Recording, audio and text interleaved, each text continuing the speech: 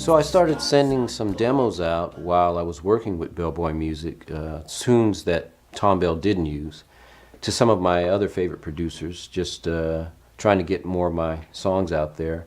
And a producer named Narada Michael Walden, who was known as an artist and a world-class drummer, was starting to really make a name for himself as a producer, producing people at that time like Stacey Lattisaw, himself, Angela Bofill.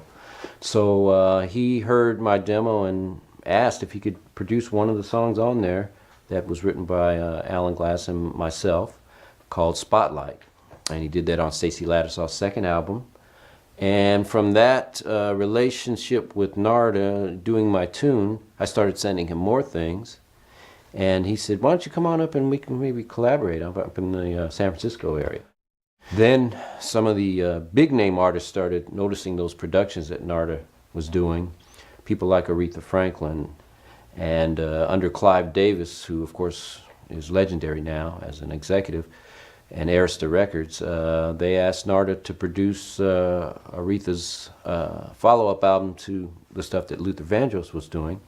And Narada, of course, had his staff working on all the material that he was producing. And I was able to co-write Who's Zoomin' Who with Narada and Aretha, which was the title cut to her album that, of course, included Freeway of Love. And Narada also kind of looked at me as an A&R person, finding material outside, finding even material within the camp. And in fact, there was an old song that he had written that he forgot about. When he was asked to do Aretha Franklin, I reminded him about Freeway of Love. I said, what about the song that you had written for yourself? And the rhythm section rehearsed it, and we laid it down, and Clive Davis said, this is a smash, and of course it was a #1 hit. Hello, my name is Narada Michael Walden, and I'm very happy to speak about my brother Preston Glass today. I first received a tape way back when I was doing Stacey Lattisaw's first solo album, and I received a tape from Preston, a song called Spotlight. Shine your love on me, put me in the spotlight. Boom, boom, boom, boom, boom.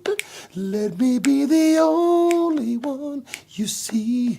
Keep me in the spotlight. Boom, dun, dun, dun, dun. I like the song. We cut on the first or second. Maybe the second Stacey Lattisaw album, which had to come out and be working on maybe 80.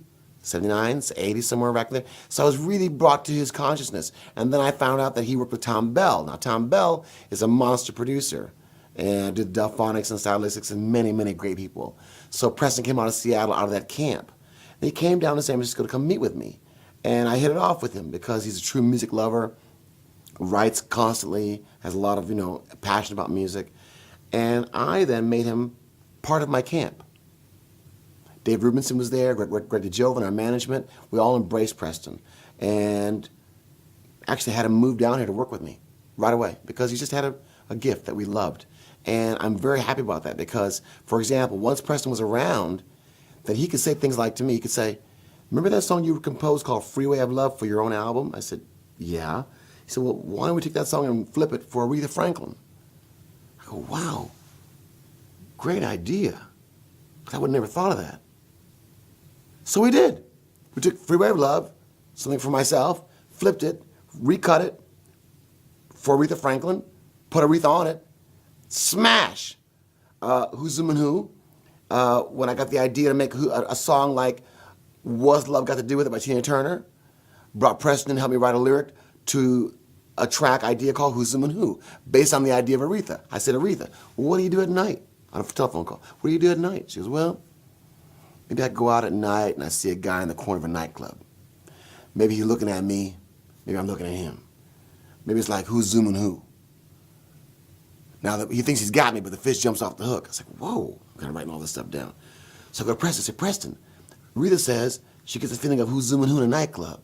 Like she looks at someone, they look at her, it's who's Zooming Who. But when the guy thinks he's got her, she jumps off the hook, the fish jumps off the hook. So we put all this together on the kind of vibe like Tina Turner would do, What's Love Got to Do With It? That's how our minds work. We take a little of this, a little of that, put it all together, bam.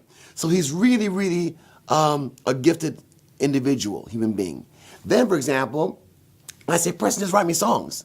So he'll give me like 5, 7, 8 songs. Pow, like that. So then I sit down on my Sunday, I listen to all the songs, and then there's another great song called We Don't Have to Take Our Clothes Off to Have a Good Time.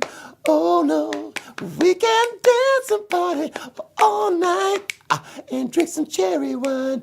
Oh, na na na na na na na na na na na na na na na. Happy music. He's really good at knowing how to tap those buttons that make us feel things. So he's got a gift for that.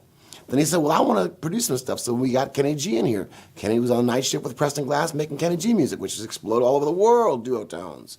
So you see, we've had a lot of success with Preston Glass. Then, okay, look at Whitney Houston. Preston helped me cut a lot of my stuff with Whitney Houston, the second album of Whitney Houston's. In particular, songs like Where Do Broken Hearts Go? You know, and I love bells. So Preston put the bells, love vibes, those type of things. Even at Freeway Love, bling, bling, bling, bling, bling, bling, the vibes, those little bell sounds. I love when he brings that to my life. So, angelic, sweet, a kindness, a humility. Preston exudes these qualities, and this is why we love him. He's part of our family, and we're very excited. We celebrate his new album. So, Preston, congratulations to you. I know this album that you just made is all self-contained, produced, written, everything performed, like Prince's first album. You're doing that now, which is fantastic. So God bless you on that, and may it have tremendous success for you. And we're still young and sexy. So we'll stay together for a long, long time to come, making many more hits. And I wish you nothing but love. And to Gina, your better half, she's the life of the party. She's the soul. She's the sweetness.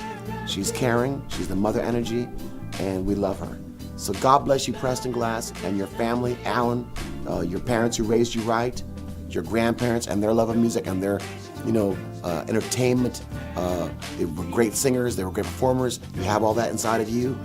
And to your grandchildren who you're raising up, I want to really give you a lot of love for the family love you give and the guidance you give to your family.